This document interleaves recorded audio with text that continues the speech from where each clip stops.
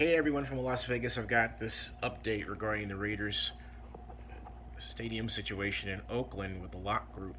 And it is that Oakland officials and members of the Lott Group and Fortress have met and continue to meet regarding alterations and fine tuning to the term sheet that was introduced last month in December 13th. And more meetings will be held, but there's no word. I don't have any information of a specific meeting that has taken place between NFL's the NFL Stadium point person Eric Grubman or the Raiders and Oakland officials. That doesn't mean anything. Even a phone call hasn't taken place. I'm sure it has. I just don't have information about it. But I do know that Oakland officials and Lott officials are meeting to fine tune and adjust the term sheet with respect to what Mr. Grubman had said. But again, there's been a lot more conversation than that. I just don't have specific details yet. Now, today, Oakland officials will meet with Oakland athletics officials regarding a new stadium for the A's and also the Lott Raiders plans and how the A's would fit in that. Oakland Athletics President Dave Cavallo has already expressed his support for the Lott Group's plan. This is to work out details. So this is not a first to say, okay, here's what it looks like. This is planning. These are serious planning meetings. So that's where we are with that. Now, the other conversation that did come up, and not even at my behest, was an expression of concern by one of my sources, although not the first time by any of my sources, over Eric Grumman's relationship with Goldman Sachs, the investment banking firm. First, just before the turn of the century, Mr. Grumman was a partner with Goldman Sachs and basically cashed out when he didn't cash out, but he received a nice payment when Goldman's IPO went through, its initial public offering. The National Football League new stadium financings have been between 2007 and today mostly done by Goldman Sachs. And yes, Eric Grumman has been involved with Goldman during that time, the NFL during that time, as have a number of Oakland officials, a number of NFL officials, long day, long week here, a number of NFL officials who have worked at high levels who previously worked with Goldman Sachs. So there is a large concern because the City of Oakland banned doing business with Goldman Sachs in 2012 because of a swap option that didn't work as we were told the City of Oakland it would work. I was economic advisor at Oakland Mayor L.U. Harris when Goldman proposed the swap option.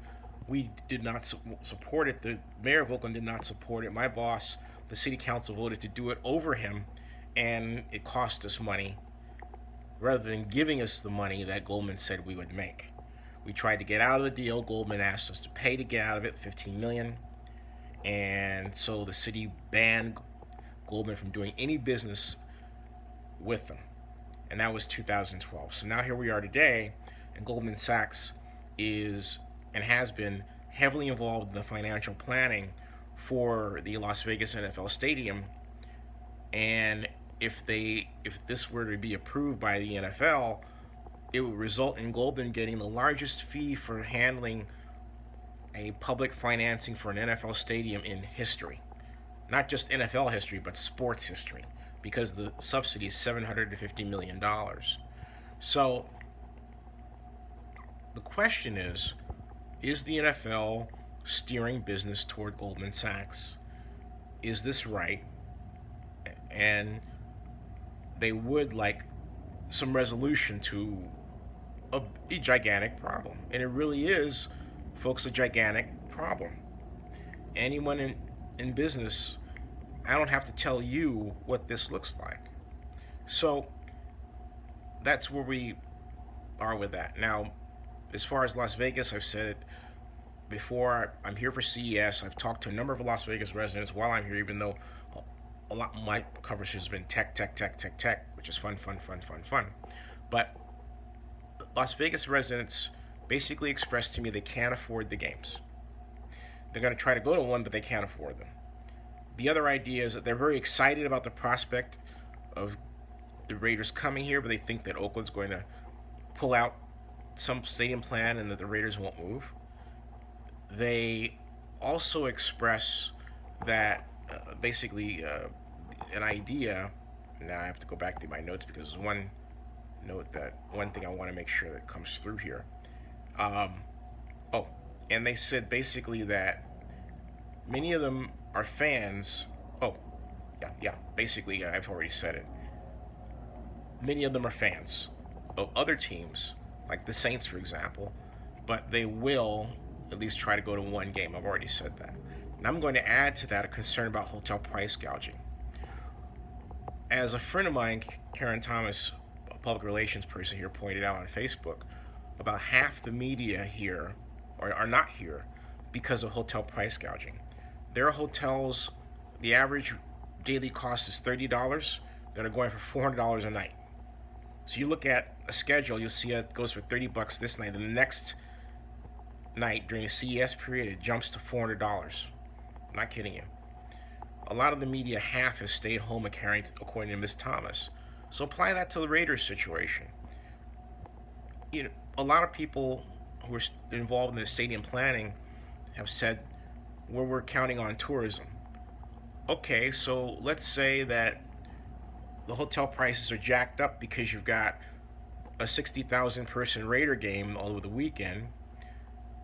Expected 60,000 tickets have been released. But then the people, a substantial number, say 20,000, decide not to come because the hotel prices have been jacked up, which will certainly happen. So you add the hotel price being jacked up to the ticket cost, and it spells unsold tickets by the thousands and thousands and thousands. So that's a huge problem right out there on the horizon in a city that does not have a large enough average wage to comfortably support an NFL team. Las Vegas is not ready right now. At some point it will be, but it needs about 20,000 more manufacturing jobs to be ready. Stay tuned.